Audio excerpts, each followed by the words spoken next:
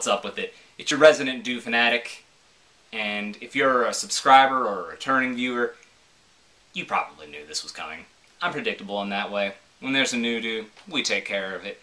And Kroger has got you covered with the Thrashed apple. This stuff is an exclusive to Kroger and their branded stores.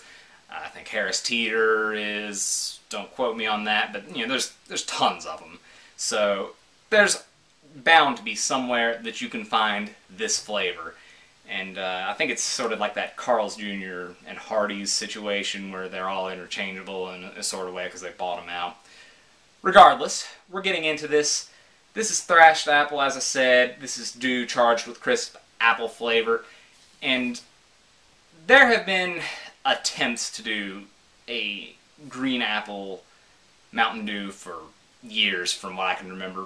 Back in the Dewmocracy days, before they narrowed it down to Whiteout, Typhoon, and Distortion, there were 7 flavors which were sent out to much fewer people as sort of a test to see which ones were popular and narrow it down to those 3.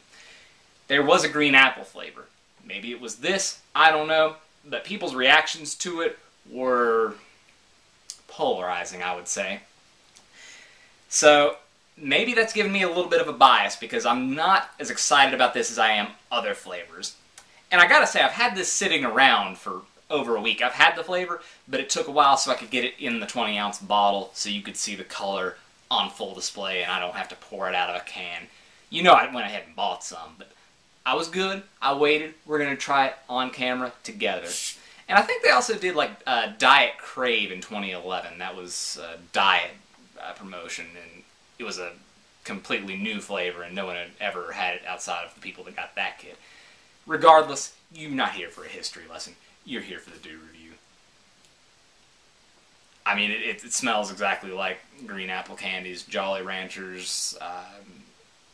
Actually, that's the most prevalent example I can think of, so let's do it.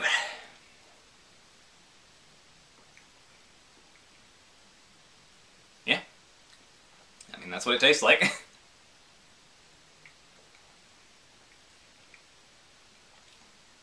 Has sweet notes that you would expect, and the tart notes, and it's got less sugar, it looks like, than your average Dew, only clocking in at 270 calories per the 20-ounce bottle, so very similar to the Voodoos. Reducing on that gets you those tart notes, I suppose.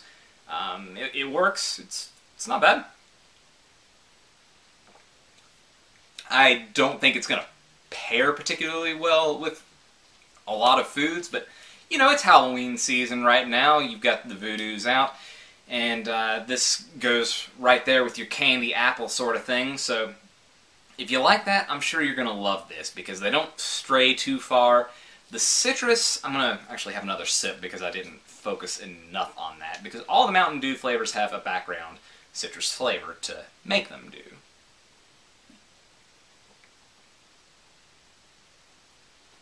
There, but muted. Very much muted. So I could have done with more of that in this to really make it a Dew flavor, and maybe that'll become more detectable to my palate the more I drink this, because, you know, I did buy 12. But certainly not bad by any means. It's probably a solid, you know, 6 or 7 out of 10. Not like the best flavor, but, you know, far from getting to Sangria Blast levels of bad, or, you know, actually I'm struggling to think of a worse example right now, so we'll stick with that one. Sorry to all you Sangria fans. You know how I feel about that. I love you all. Don't worry about it. But, yeah, love the label art. It's kind of like a rock show. You got the Screamo one right there. You got the Gene Simmons tongue out all the way right there. So I like the rock aesthetic that they were going for. Decent flavor. That's about all I have to say about it. Pretty well rounded, but I want to hear what you have to say. Drop the comments, and then, you know, help a struggling Dew fanatic. Do the YouTube things. Put the like. And come back. We'll do it again sometime, because there's a lot of Dew flavors right now. They're never ending. I'm acting like I'm struggling with that. I'm not. I'll be here.